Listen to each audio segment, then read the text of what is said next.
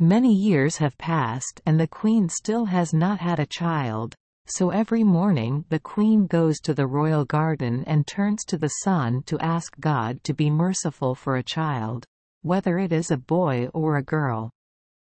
One day an angel came down from heaven and said, "Dawn and number 39. Worry, Queen, you will give birth to a son. The prince is a miracle worker, what he wishes for will come true." The queen told the king the good news. After the queen gave birth to a son, the king was extremely happy. When the prince could walk, every morning the queen took her son for a walk in the zoo and washed his hands and feet in clear wells. One time the prince was sleeping in his mother and number 39's lap, and the queen also fell asleep without even realizing it. In the meantime, the old chef came. He knew that the child had a miracle, so he took the baby and hid it in a place where a nurse nursed it. He cut open a hen and number 39's blood, dripped the blood onto the queen and number 39's apron and clothes, then ran to tell the king that the queen had let a wild animal take the prince. When he saw with his own eyes the blood on the queen and number 39's apron and clothes, the king became even more convinced that the chef and number 39's words were true. The king was angry and ordered the construction of a very deep tower, so deep that neither sunlight nor moonlight could reach it. The entrance to the tower was sealed after locking the queen inside. The queen would be locked up for 7 years straight. No one was allowed to bring food or drink to the queen so she could slowly die in the tower.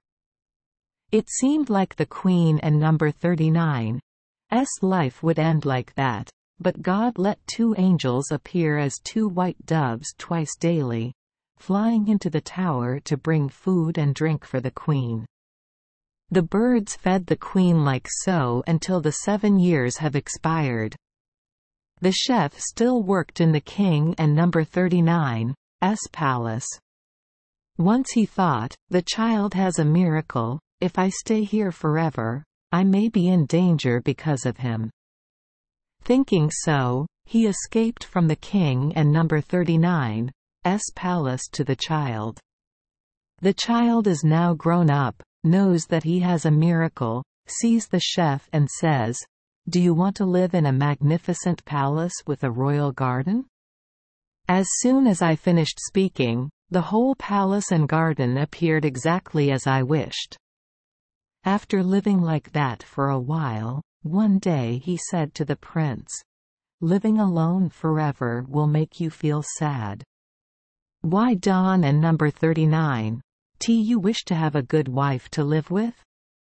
The prince and number 39's wish came true. Standing before him was a beautiful young woman, more beautiful than the one in the painting. The 2 loved each other very much, often walking together in the royal garden, and the chef often went hunting, looking like a nobleman. One time he suddenly thought that it was possible that the prince wished to live next to his father, and at that time he did not know how he would escape death.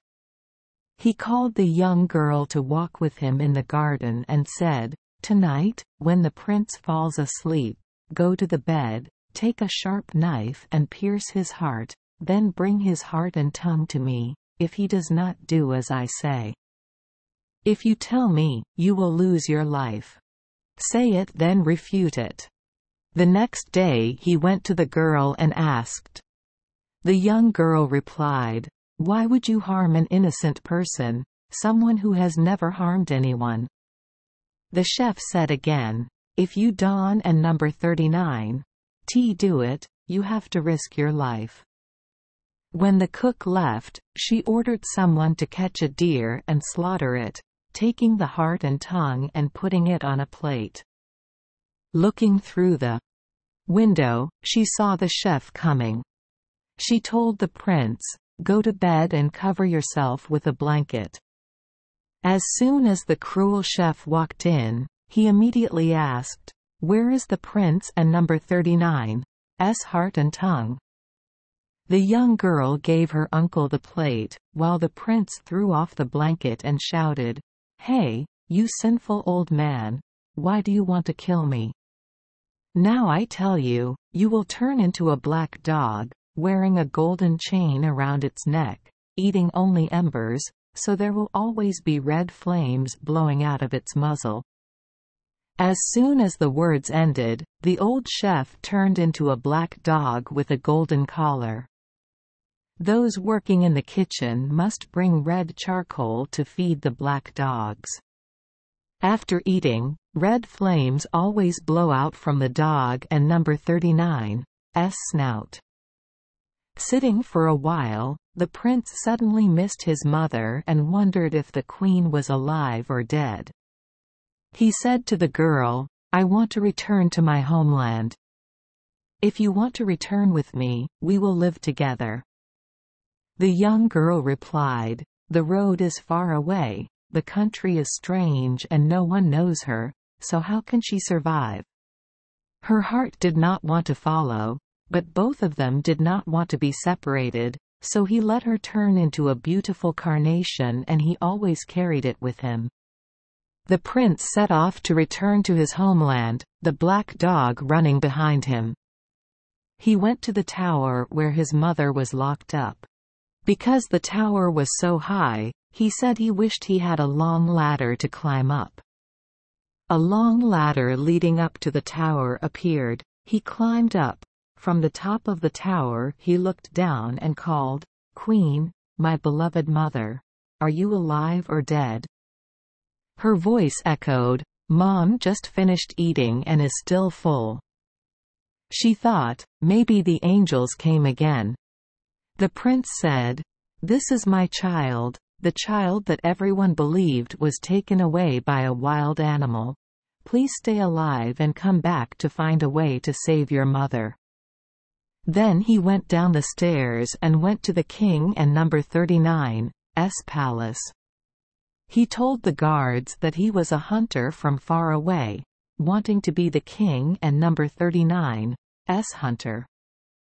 The king ordered the guards, if they were good hunters and could hunt enough animals to supply the king and number 39's kitchen, they would let them into the audience. For a long time, there have been no birds or animals in the area around the king and number 39's palace as well as in the bordering areas.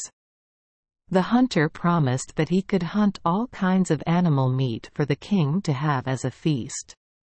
Having said that, he and his group of hunters went into the forest to hunt.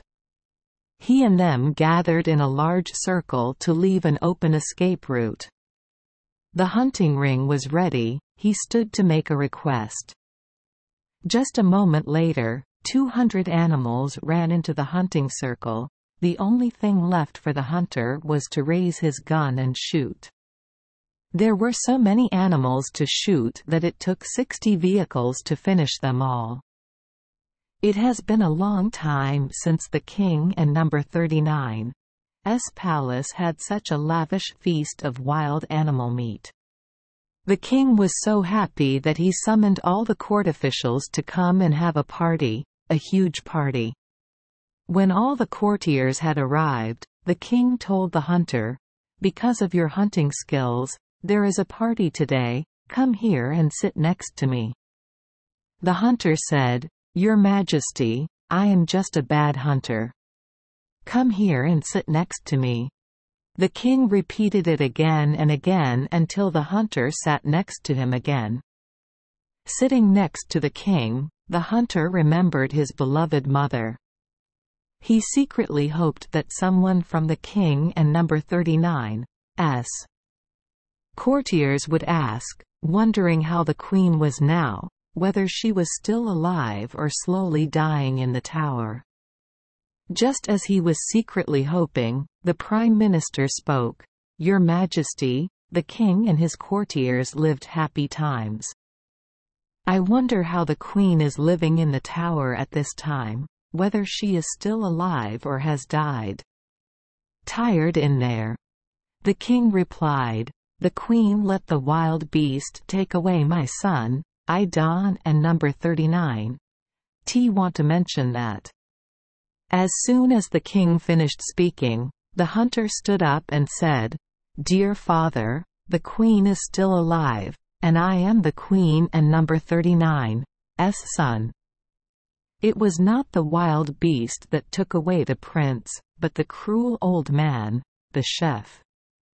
He tricked the queen while she was asleep and kidnapped the prince, pouring chicken blood onto the queen and number 39's apron and clothes. Then he led the black dog wearing a golden chain and continued, This is that evil old man. He brought red coals, and in front of the king and the court, the dog ate the coals, then from its mouth breathed red flames. The king was surprised and asked if it was possible for it to show its original form. He prayed again and the dog appeared in its true form as an old chef wearing a white apron and holding a knife. Seeing that it was his old chef, the king became angry and ordered him thrown into the dungeon. Then the hunter continued, Father King, I wonder if you want to see the gentle girl who raised the prince? That is the same person who was ordered to kill the prince but refused to do so, even though disobeying the order was playing with death. The king replied, Of course I also want to see. ... The prince said, Dear father, you will see that person in the form of a beautiful flower. He took out a carnation from his pocket and placed it on the banquet table. The flower was absolutely beautiful. In his life, the king had never seen such a beautiful flower. Then he said, Now the king will see the face of that girl. He magically transformed the flower into a young woman, the young woman standing next to him. She was more beautiful than the beauty in the painting. The king sent 2 maids and they climbed down into the deep cellar under the tower to welcome the queen back to the party. At the banquet table, the queen did not eat or drink anything and said, Thanks to God and number 39's mercy, I still exist, but I am about to be liberated. The queen only lived for 3 more days and then said goodbye. When escorting the queen, 2 white doves flew with her. Those were the 2 birds that brought her food and drink when she was imprisoned in the tower. They were also 2 angels descending from heaven. The cruel chef was gnawed at his heart by infinite sadness, and soon he stopped breathing. The prince married that beautiful girl, who was the carnation that the prince kept carrying in his pocket. Thank you for joining us for today's fairy tale. We hope these stories bring joy and meaning to your day. If you love our channel, please hit the subscribe button so you won't miss any exciting tales. Wishing you a good night and sweet dreams. See you in the next story.